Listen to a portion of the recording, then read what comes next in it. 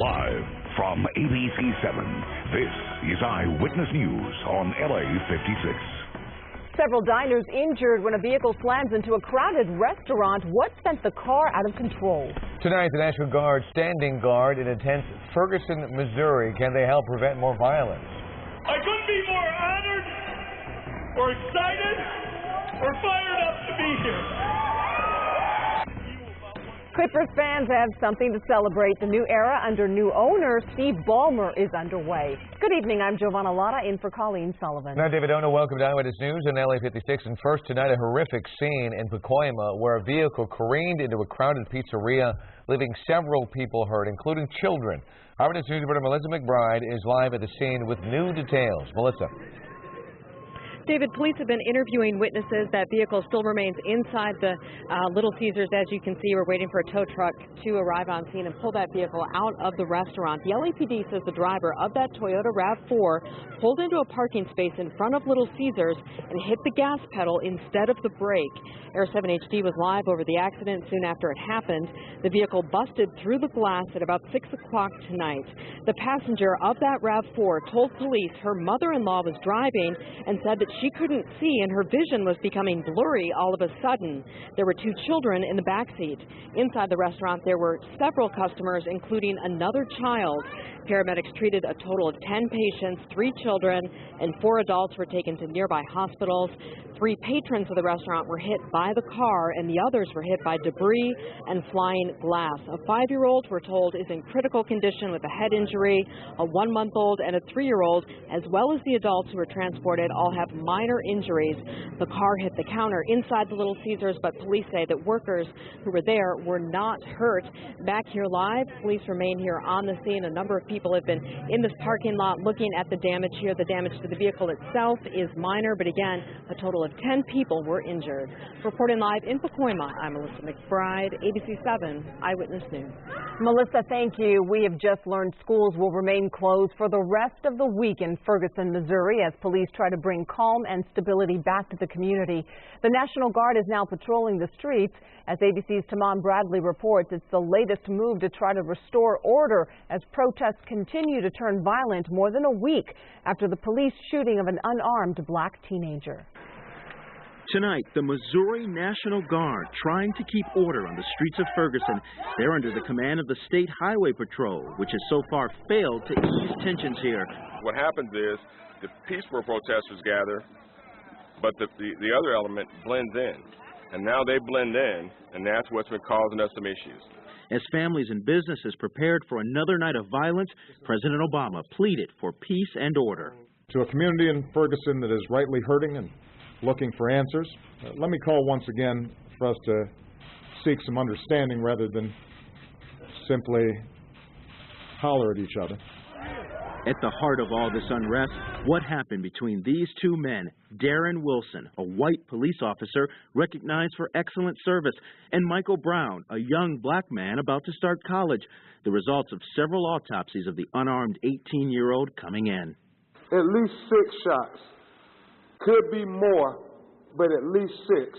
The medical examiner hired by the family saying it's not clear if Brown was charging forward or surrendering. The muzzle of the gun was at least 1 or 2 feet away, the muzzle at the time of discharge. It could have been 30 feet away. It would be the same thing. And then those conflicting accounts of just what happened. It is our understanding at this point in the investigation that within the police car there was a struggle over the officer's weapon. Eyewitnesses, though, tell a very different story. He was running, and then he turned around and put his arms up. He just stopped, put his hands up after he had gotten shot repeatedly. And now it'll likely be up to a grand jury to sort all this out. And that grand jury could meet as soon as Wednesday. Some people here on the streets are rallying in support of Officer Wilson, but many people here want to see him arrested.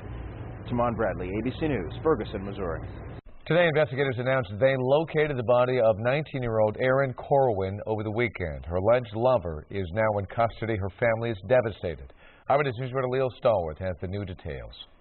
It was not the outcome 19-year-old Erin Corwin's family had hoped for. The young woman whose family says was pregnant had been missing since June.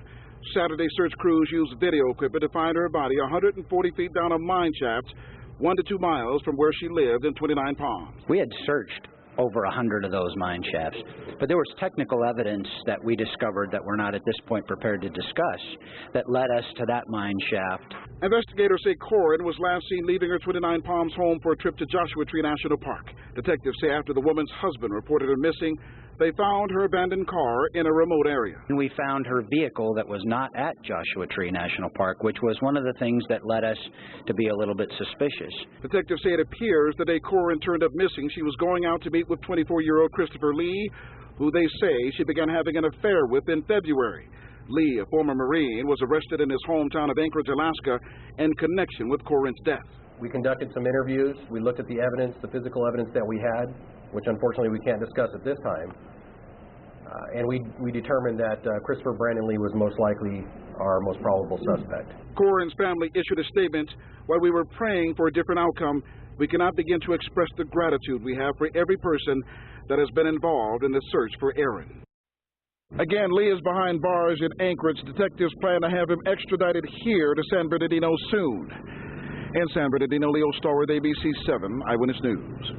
A wild chase along the 110 freeway with bullets flying. It finally came to an end when the suspects crashed their SUV. But the two men inside ran off, triggering a 3-hour search. By the time it was over, one police officer was wounded, one suspect was dead, and another was in custody. The officer is in stable condition after undergoing surgery on his leg. Police had to shut down the Harbor Freeway for hours to search for the bullet casings. The chase began around 2:30 in the morning when officers tried to stop the SUV for reckless driving. A 6-hour standoff in Bellflower ends in gunfire after a man barricades himself inside a home with a hostage. Sheriff's deputies say the crisis negotiators tried for hours to convince this man to surrender peacefully. They say he had taken his girlfriend hostage inside an apartment in the 8800 block of Artesia Boulevard. Deputies say the woman was trying to communicate with them through a rear window when the suspect appeared. That's when they opened fire, killing him. It's still unclear whether he was armed. The man's daughter says he did not own a gun. They shouldn't shoot my daddy. My daddy know not to have a gun in the house. Come on now, my daddy ain't that stupid. Yeah, my mama house is okay. My mama to do. My daddy 25 years they went together. Like, come on. The girlfriend was visibly shaken, but deputies say she's safe. They say a person who called 911 had indicated the suspect was armed with a handgun. In Iraq, the fierce militants now in control of 1/3 of the country and trying to win the battle for what has been called the most dangerous dam in the world. ABC's Terry Moran made his way toward the dam, and he has our report tonight. They blew it up a little bit earlier. We went to the battlefield today, walking a road that just 2 days ago was under ISIS control. So this was the ISIS front line right here. Not anymore. Today was a rare day of defeat for ISIS. Kurdish and Iraqi ground troops appear to have wrested control of the huge and strategically crucial Mosul Dam from ISIS fighters who captured it just days ago.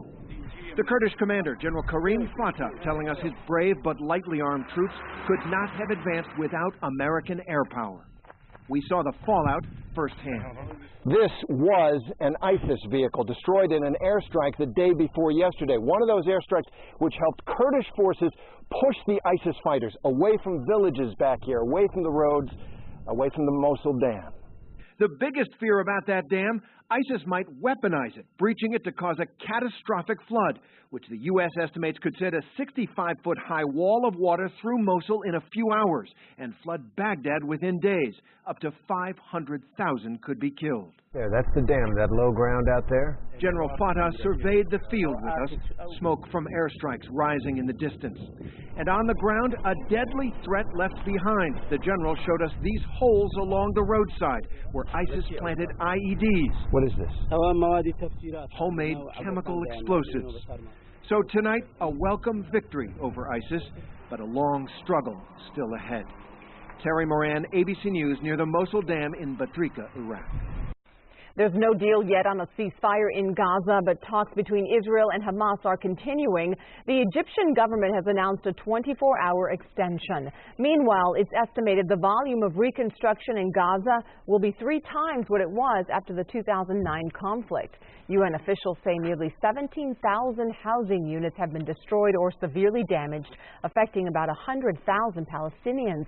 They say ways must be found to import building materials while addressing Israel's security concerns. Breaking news here, LA Clippers fans meet the team's new owner, Steve Ballmer. Ballmer paid a record $2 billion to buy this team. A judge sealed that deal last week. And Eyewitness News reporter Kurt Sandoval reports from Staples Center where fans are excited about this new season.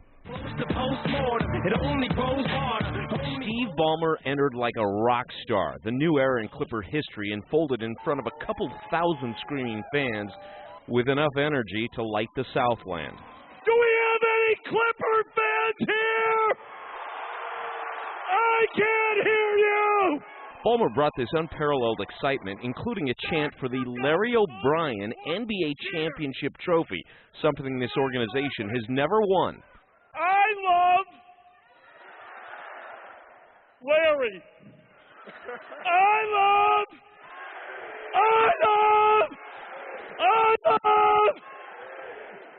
See, I learned quick, Doc. I was paying attention, man. Better. What did this day mean to you, Darryl? Steve Ballmer era, baby. It felt so good. Hey, I was ready to give Steve my suit, baby. Ballmer spent about 20 minutes on stage connecting with his new players, and now Clipper fans don't have to look very far to see the renewed vision. We're going to be hardcore. Hardcore. Hardcore.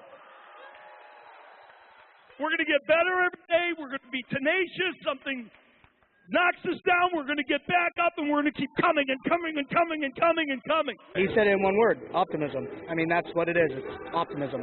These guys, 26 years from now, they'll have multiple rings. Lakers are in the past. Clippers are here to stay. We're not moving the Clippers to Seattle.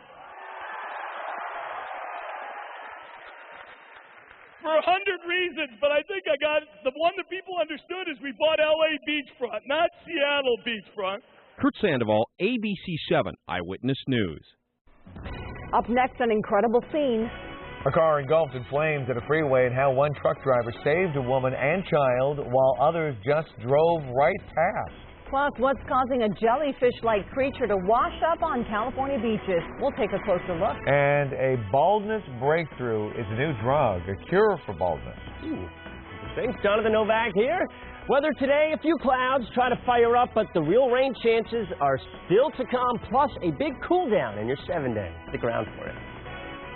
Fans of Robin Williams, take a moment for a special moment in his honor. I'm George Pinocchio, and tonight's Hollywood Wrap. We'll head to San Francisco to tell you about today's unusual tribute. Next.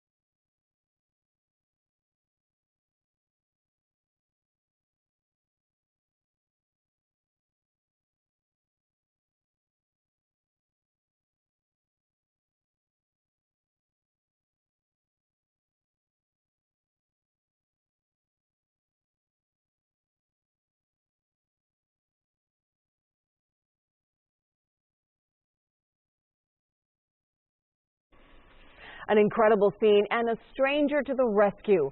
A quick-thinking truck driver who jumped in to save a grandmother and baby girl trapped inside a burning car on the highway. Other drivers steered around the smoke and flames, but one man ran towards them. Here's ABC's Mara Schiavacampo. An inferno on the interstate. Whoa, hang on. A Lincoln Town car failing to yield while merging onto the I-10 freeway in Gulfport, Mississippi last week, losing control in 70-mile-per-hour traffic, colliding with an 18-wheeler, trapping the passengers inside a raging fire in what looked hopeless. Holy cow. That guy's dead, dude. Trucker David Fredrickson captured the crash on his dash cam and immediately sprang into action. By focusing on how the fiercely independent residents of New Hampshire are dealing.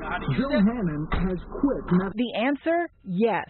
Aiming first at the trunk, Fredrickson was able to calm the flames. And I started to notice that there was a lady in the front seat, and she was kicking the door, and I reached over and, pulled the door open, and that's when I seen the little, about 1-year-old girl in the back seat, and it was really smoky. So I went ahead and opened up the door and grabbed her and handed her to my co-driver. Fredrickson first carries the baby to safety. Then other Good Samaritans join the rescue. Watch the man in the white shirt taking the 51-year-old woman away. That fire so devastating it left nothing but charred metal behind. Scott Swanstrom, the driver of the 18-wheeler, devastated by the crash. It hits you. It hits you. You're lucky to be here. Miraculously, police say the woman and toddler suffered only minor injuries. Fredrickson came to their aid a full 2 minutes before first responders arrived. Life-saving time. We were just glad to be able to be there to assist, so that they could see tomorrow. Thanks to a moment of courage. Mara Schiavacampo, ABC News, New York. It's a good thing that guy had a fire extinguisher in the car. The importance of that, and he thought so quickly to get out. And get out there and help too when you see one of those things. That other van just kept on going, didn't even stop, and there's a child in the car. Yeah, unbelievable. Well, what do you mean? Switch gears. Talk about let's weather. totally switch gears because we got a lot going on. We got a lot to talk about because temperatures have been an issue. It's been hot, right? Yeah, it's been really dry.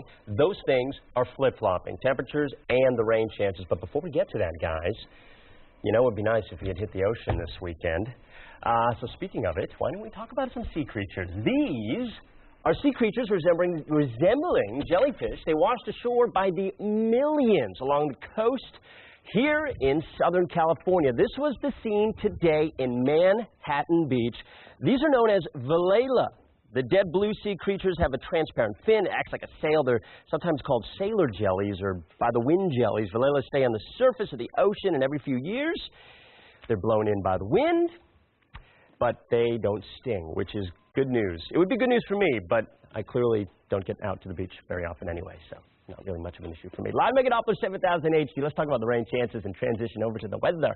Well, we had a few storms today firing up here by Big Bear, south toward Palm Springs, but you notice just off in the eastern areas, that's where all the action was contained. We had a little area low pressure wrapping around high pressure to the east, and that low moved up and it moved away. So right there on the western portions of the area west of the mountains, we were dry.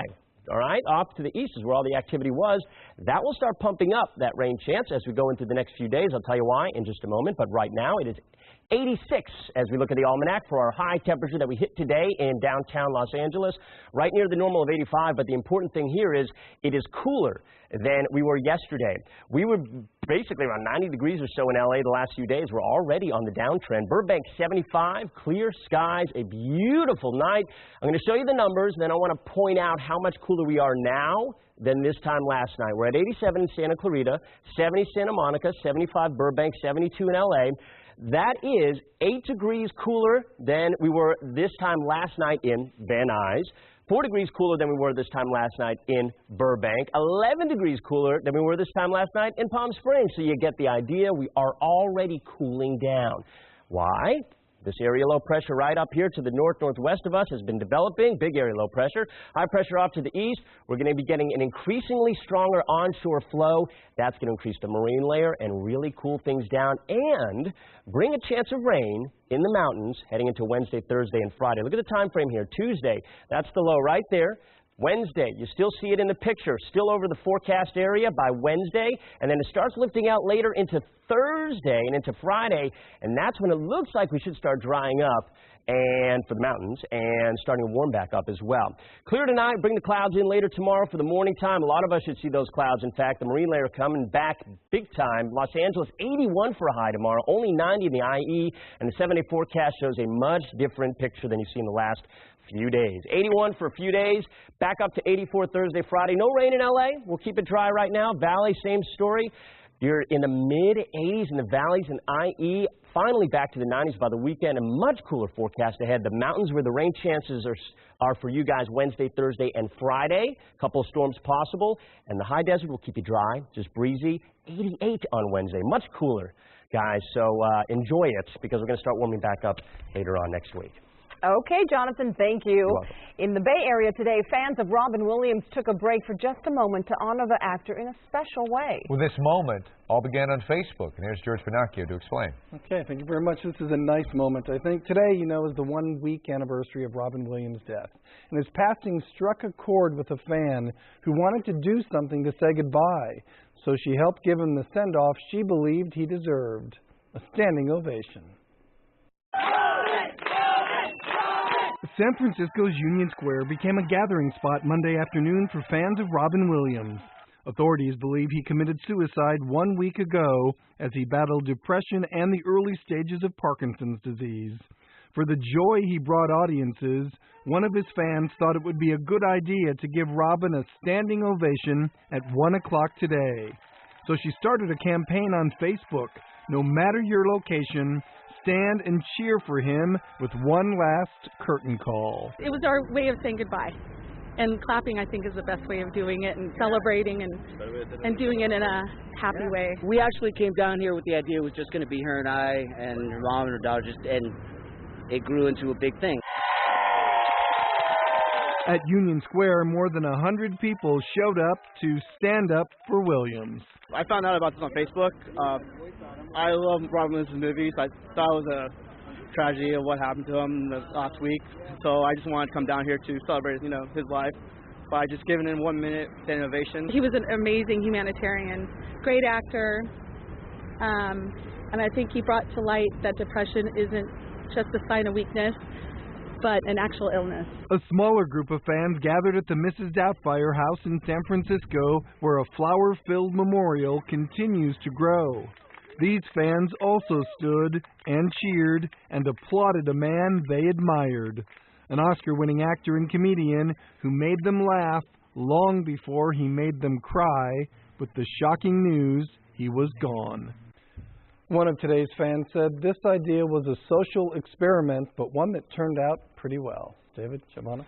Great response. Thanks, Moving. George. Thank you. Up next here at 8 o'clock, a closer look at what's being called a baldness breakthrough. And ahead at 8:30, a brazen robbery targeting a Saudi prince who pulled off the daring caper.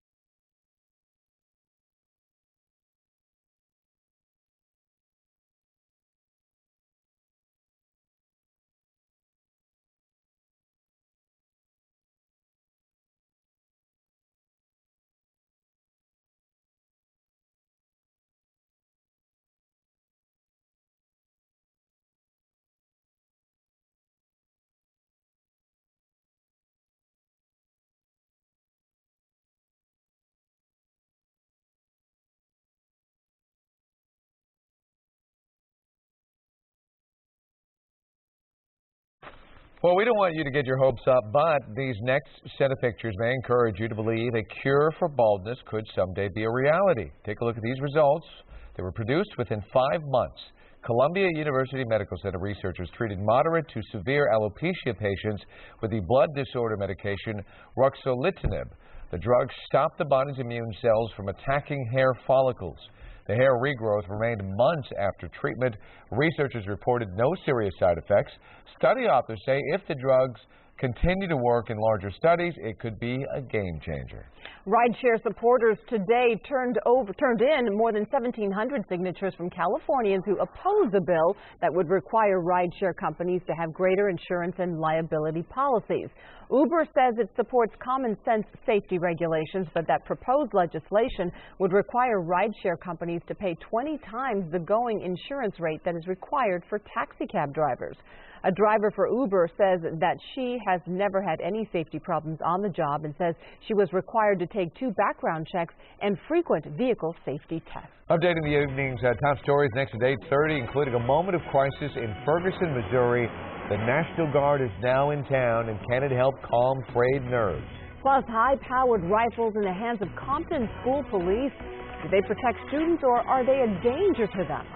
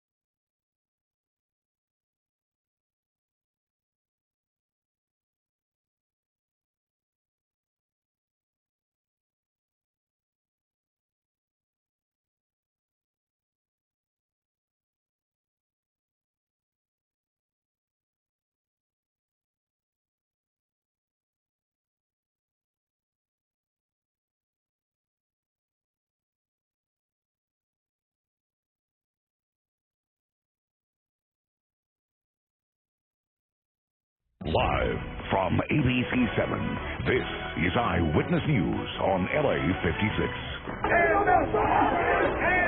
Oh, shoot! Our top story at 8:30, a large crowd of protesters has gathered tonight in Ferguson, Missouri, more than a week after the police shooting of an unarmed black teenager. The National Guard has now arrived to try to restore order and prevent the violent outbursts seen over the last several nights. Schools will now remain closed for the rest of the week. And here's a live look from Ferguson tonight. You can see authorities there on the street along with some protesters. We are told that protesters were asked to disperse and most of them did leave the area. Now the governor has lifted the curfew after demonstrators defied it for 2 nights in a row. Many of the protesters are calling for accountability. As ABC's Alex Perez reports, the officer who opened fire may soon find himself defending his actions in court. Tonight, we are learning a grand jury could hear evidence as soon as Wednesday on what exactly happened in that moment when Michael Brown and Officer Darren Wilson came face to face. So much about that night still murky. You shoot out the window at a time. What's not in dispute is that Brown was walking in the street with a friend heading to his grandmother's house when Wilson pulled up in his squad car. What happened next will be key to determine whether Wilson will face jail time. According to police, Brown approached the car and got rough. It is our understanding at this point in the investigation that within the police car there was a struggle over the officer's weapon. Police say Wilson had bruises on his face from that struggle, but eyewitnesses tell a very different story about a much more aggressive officer. And when he pulled up, these were his exact words. He said, "Get the F on the sidewalk." The kid was kind of like trying to push off away from the cop, and the cop was trying to pull him in. And while no one disputes that the first shot was fired while Wilson was still in the car, it's unclear what happened when the officer got out of the vehicle. Some witnesses say Brown was trying to get away. He was running, and then he turned around and put his arms up. He just stopped, put his hands up after he had gotten shot repeatedly. If Michael Brown was running away as opposed to confronting the officer, that makes a huge difference. Yeah, it certainly does. It would be hard to see a justification if he, as some of the witnesses said, had his hands up and was trying to surrender to be shot like that. Officer Wilson remains in hiding tonight, and the grand jury is expected to decide soon whether the officer could have to defend his actions in a courtroom. Alex Perez, ABC News, Ferguson, Missouri. And here at home, as Compton students return to school, campus police will have new weapons in their arsenal, AR-15 semi-automatic rifles. Eyewitness News reporter Miriam Hernandez reports from Compton where school officials are justifying this decision. That weapon? That's horrible. That's horrible. Anything could happen. Anything. I think they need to find another solution. That weapon, an AR-15 rifle, a civilian version of the M16, and for the first time, Compton School Police will have them. Some of the questions as a parent that I would have is, how are they securing them? We need to be very, very, very careful and very cautious. The pushback from some parents and questions from the school board were anticipated by Compton School District Police Chief William Wu. He says FBI statistics on campus shooters changed their minds.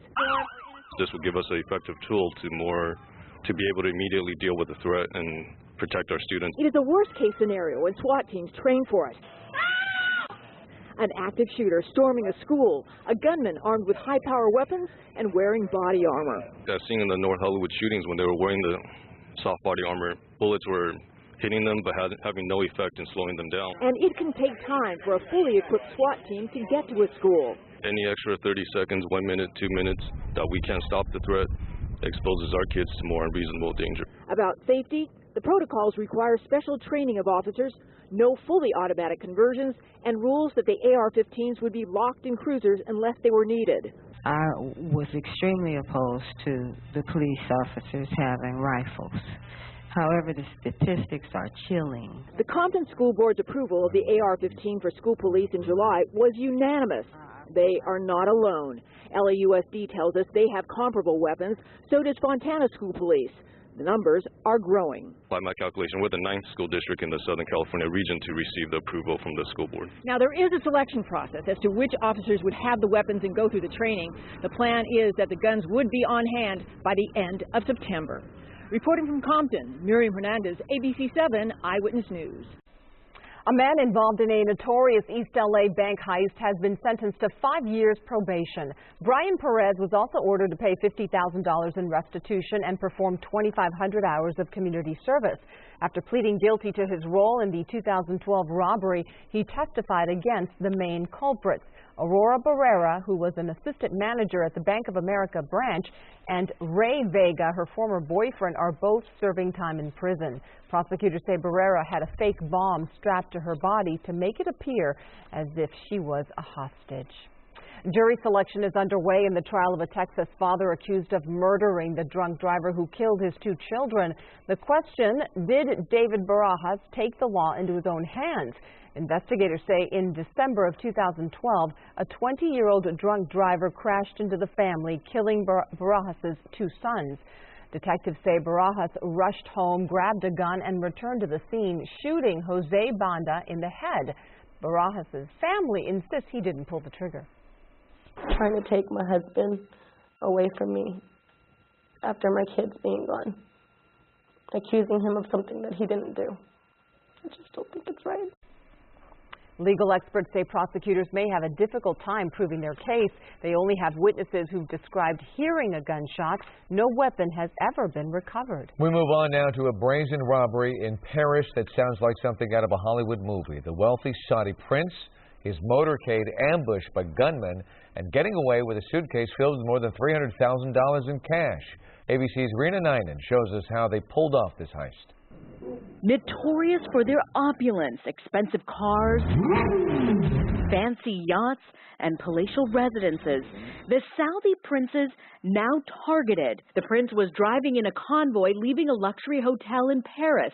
That's when a gang of thieves in 2 BMWs heavily armed flashed their guns and forced the convoy to stop. They grabbed the car carrying all the money, taking more than $300,000 in cash, as well as sensitive embassy documents, then driving off with it. For people who travel in cars like these, carrying large sums of money isn't so crazy. One diplomatic source telling me that Saudis often pay their staffers in cash. Later on, police found the burnt-out remains of the car, but no one was hurt. For now, they're not saying which prince was targeted or what leads they have, only that they suspect it was the work of professionals and perhaps an inside job. Rena Ninan, ABC News, London. Pope Francis is coming to the United States. On the flight back to the Vatican from his trip to South Korea, the Pope confirmed he will visit Philadelphia in September of next year. And he's considering trips to Washington to address Congress and New York to speak at the United Nations. The Pope also endorsed the use of force in Iraq to stop ISIS militants from attacking religious minorities. But he said the international community and not just one country should decide how to intervene.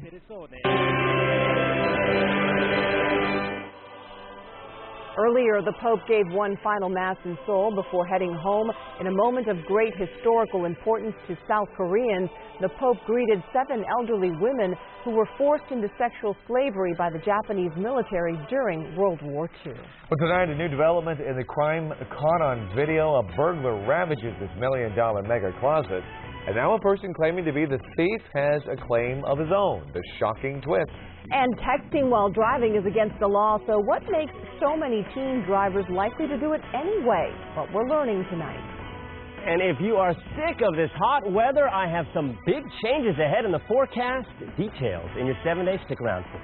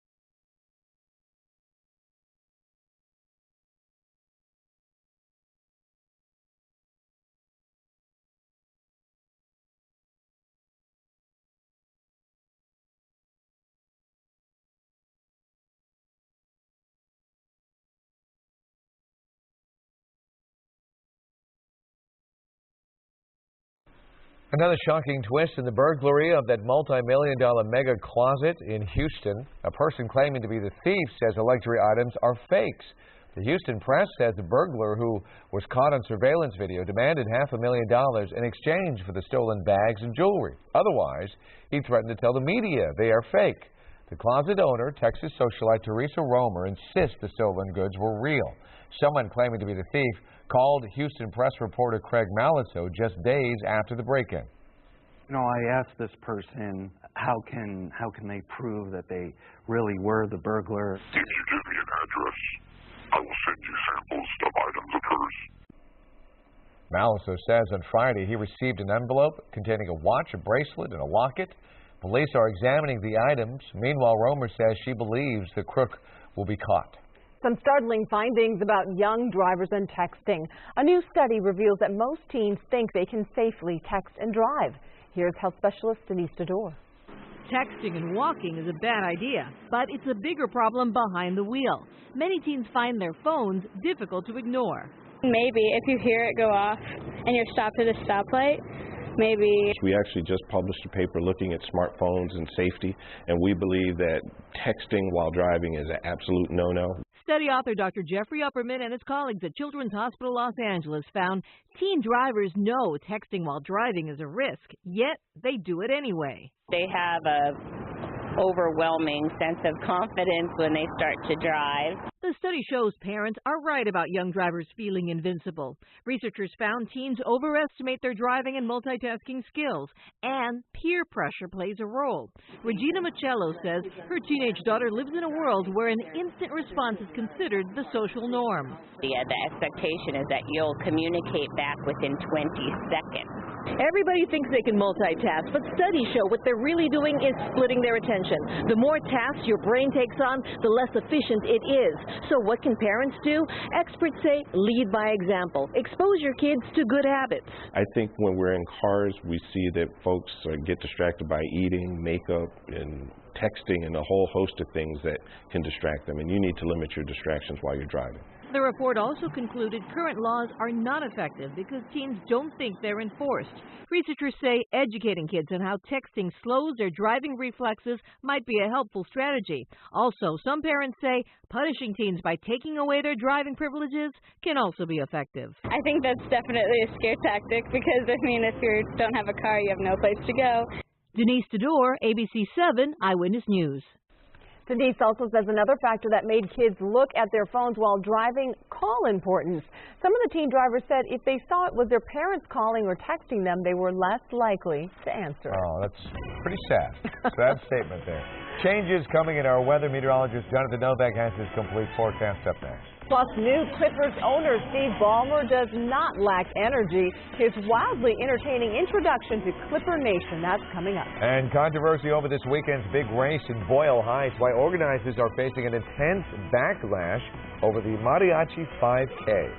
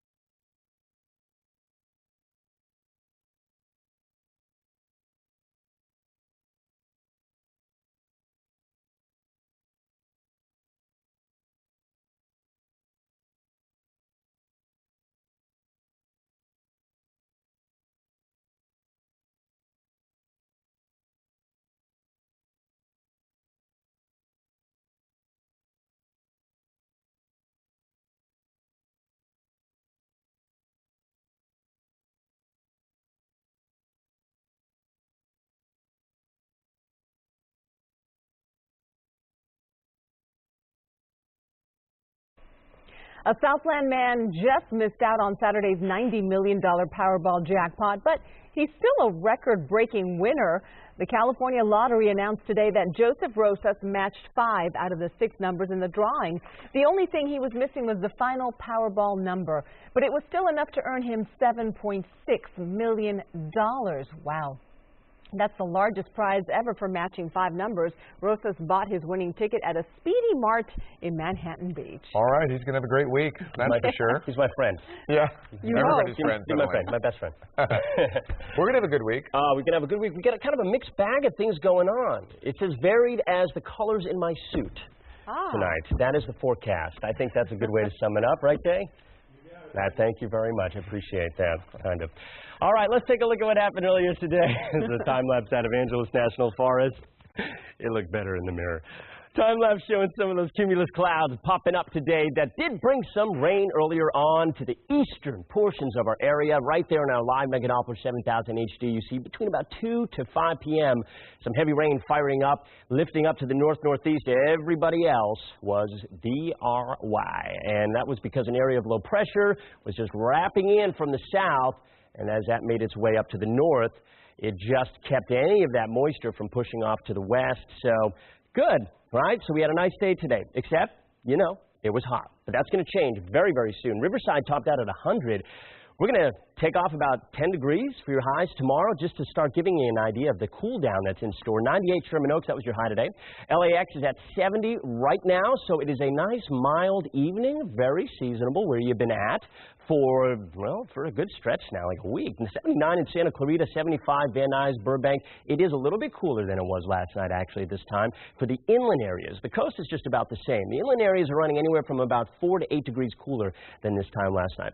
We're going to look at a couple of satellite images. First one is down in the tropics. We now have Tropical Storm Lowell, the 12th of the season, and we've got Karina over there to the west. Now, the thing with Lowell, what we're watching, is some of that moisture over the next several days as it moves up to the north-northwest could actually impact our weather, helping to provide some extra rain chances. But for now, what we're looking at, really in the impending forecast, so to speak, is this area of low pressure up to the north-northwest. High pressure staying off to the east. This low is going to really amp up that onshore flow, and you know what that means. Increased cloud cover for the marine layer for everybody from the coast into the valleys. Cooler weather and maybe some drizzle and a couple of showers in the mountains as we head in through Wednesday, Thursday, Friday. Overnight lows, mid-60s pretty much across the board for the coast into the valleys. 81 tomorrow for a high in Simi Valley. Big change here. Check it out. 81 in Los Angeles. Compared to a couple of days ago, that's almost a 10-degree drop. 90 in Riverside tomorrow. 81 Anaheim, a big cool down, below average for a few days. Here's that 7-day forecast. LA Metro, Orange County, powered up by AccuWeather tonight. Lower 80s for a couple of days. Enjoy that. A few clouds. We will have that marine layer kind of stuck in place, especially Wednesday, but dry. Some tropical moisture, like I was just talking about, comes in Thursday, Friday. We're in the mid-80s, 70 for the valleys, IE. Get you in there, mid-80s for a couple of days, lower 90s throughout, and you're dry. The mountain areas has that chance of storms Wednesday, Thursday, Friday, 70s all throughout the 7-day, and the high desert, dry, 88 on Wednesday. A cool forecast ahead, folks. Dallas has more, ABC7 at 11. Jonathan, thank you. If the Clippers are half as energetic and enthusiastic as their new owner, Steve Ballmer, then championship banners might be in their near future. Today, Ballmer loudly introduced himself to Clipper Nation. The former Microsoft CEO entered through the Staples Center crowd to Eminem's Lose Yourself and then clapped, high-fived, even chest-bumped his way to the stage. Once he got on stage, Ballmer screamed to several thousand fans in attendance his desire for an NBA title.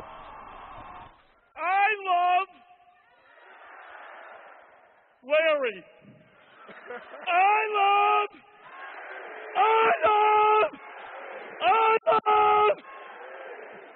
See, I learned quick, Doc. We're going to be hardcore.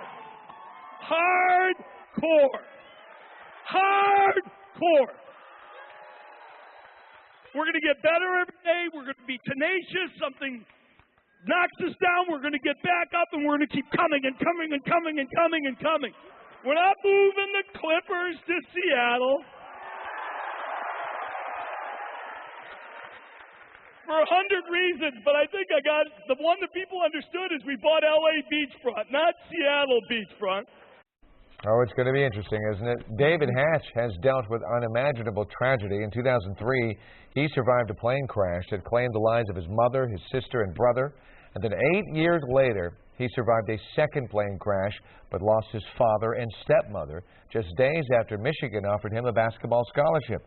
Austin moved from Indiana to L.A. to be with his uncle and played his senior year at Loyola High School. Michigan honored the scholarship, and today he made his Wolverine debut. Michigan Athletics posted this picture on their Twitter account of Austin entering their game last night during the Wolverines' first exhibition game on their preseason tour of Italy. It's hard to believe that Austin was in a coma just 3 years ago, and before the game, he led Michigan in their fight song.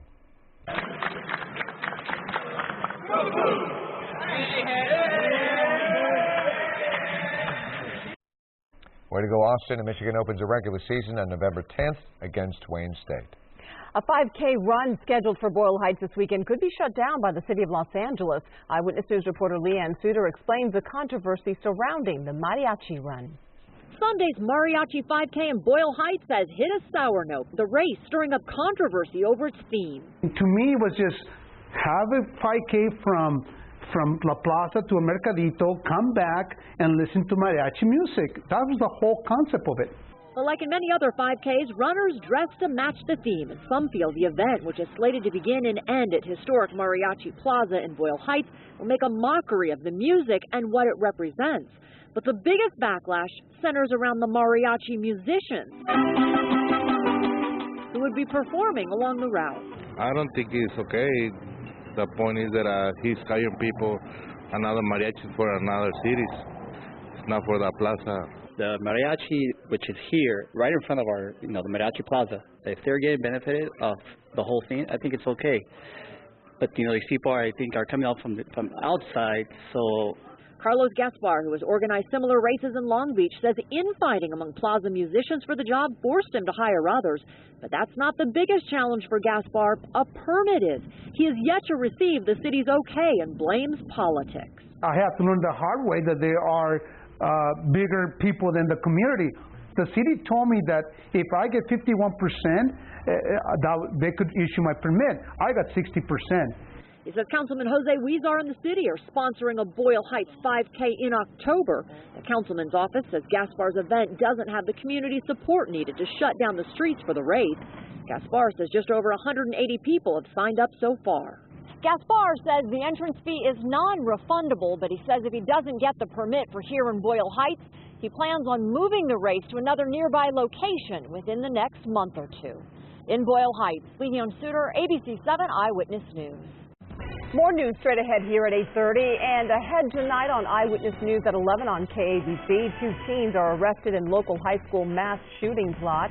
They allegedly plan to kill as many students as possible.